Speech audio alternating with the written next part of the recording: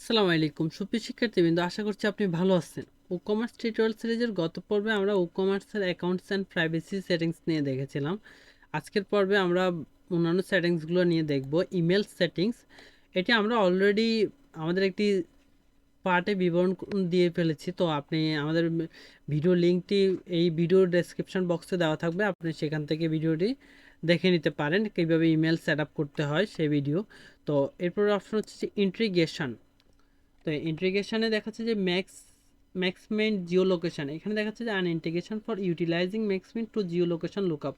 অর্থাৎ আমরা অনেক সময় অনেকগুলো ওয়েবসাইটে দেখি যে আমরা যখন কোনো ইনফরমেশন দিতে যাই, অর্থাৎ আমাদের কাস্টমার যদি চেক আউট করতে চায়, এখানে অনেক সময় ইনফরমেশনগুলো অটোমেটিক্যালি ফিল আপ হয়ে যায় তার জিও লোকেশন অনুযায়ী। তো আপনি এই সেটিংসটি যদি ম্যাক্সিমাইন্ড এর যদি লাইসেন্স কি থেকে থাকে, আপনি এটি ব্যবহার করতে পারেন এখানে, অথবা ওদের যে এখানে ডকুমেন্টেশন আছে, আপনি ডকুমেন্টেশনটি পড়ে ওদের যে লাইসেন্স রয়েছে সেটি চাইলে আপনি ব্যবহার করতে পারেন। তো এটি তেমন প্রয়োজন হয় না, কারণ হচ্ছে যে আমাদের এখান থেকে অলরেডি চেক আউটের জন্য আমরা সিটি সেট আপ করার অপশন রেখেছি। তো সিটি সেট আপ করার পরেই আমরা খুব সহজে আইডেন্টিফাই করে ফেলতে পারবো যে কাস্টমার আসলে কোন লোকেশন থেকে অর্ডারটি করতে যাচ্ছে।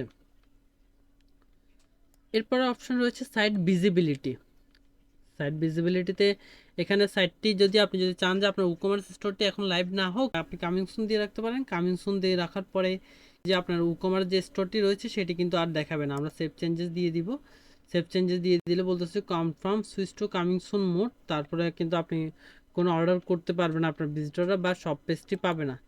তো আপনি চাইলে এটি রাখতে পারেন, বা আমরা লাইভ রাখিয়ে দিচ্ছি। তো লাইভ রাখলে তাহলে সাইটটি লাইভ হবে। আর আপনি যদি মনে করেন যে না, আমার সাইট রেডি হয় নাই, তাহলে আপনি কামিং শুনে নিতে পারেন। তারপর হচ্ছে point of sale. Point of সেলে আপনি আপনার স্টোর নেম, ফিজিক্যাল অ্যাড্রেস দিতে পারেন যদি থেকে থাকে, ফোন নাম্বারটি দিতে পারেন, ইমেল দিতে পারেন, রিফান্ড অ্যান্ড রিটার্ন পলিসি যদি থাকে আপনি এখানে সেটি লিখে দিতে পারেন। তারপর হচ্ছে যে অ্যাডভান্স অপশনে বলতেছে যে ফেস সেট আপ করার জন্য কার্ড পেজ অলরেডি কার্ড দেওয়া আছে, অর্থাৎ আপনি যদি স্পেসিফাই করে কোনো ফেস কার্ডের জন্য শো করতে চান সেটা দিতে পারেন। চেকআউট পেজ চেকআউট দিতে পারেন, এটি আমরা অলরেডি আমাদের প্রথম ভিডিওতেই করে ফেলেছিলাম। তারপর my account page my account select করে দিতে পারেন।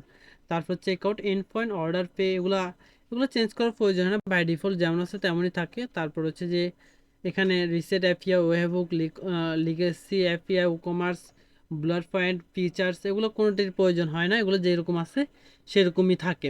তো এই ছিল আমাদের ই কমার্স সেটিংস সম্পর্কে সব টিউটোরিয়ালে। আজকের ভিডিও এই পর্যন্ত। ভিডিওটি ভালো লাগলে আমাদের চ্যানেলটি সাবস্ক্রাইব করে রাখবেন এবং পরবর্তী ভিডিওর জন্য আমাদের সাথে থাকবেন। আসসালামু আলাইকুম।